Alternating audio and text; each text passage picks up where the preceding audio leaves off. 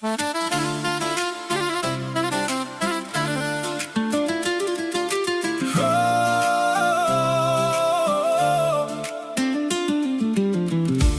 пращам чак до Галатин, към двете сестри с обич и укоренин. Баба Лида с усмивка топли къщата, баба Спаска буди утрото с нежност и смях. За вас звучи тази песен днес, Лида и Спаска в едно сърце.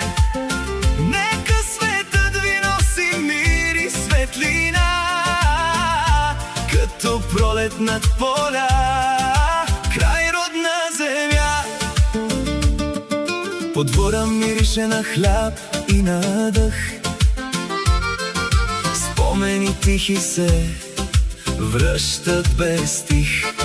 Ръцете ви знаят и грижа, и труд, а в погледа ви е най-старият път. Всяка дума е свещ, всяка стъпка е дом, всеки ден е благослов и тих поклон. За вас звучи тази песен днес, Лида и Спаска в едно сърце. Нека смехът ви да не стихва в нощта и любов да ви пази във всяка следа. Ако вятърът мине през стария праг,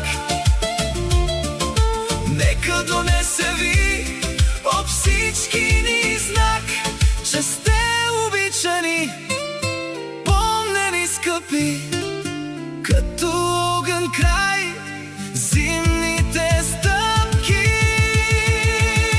За вас звучи тази песен днес, Лида и Спаска в едно сърце.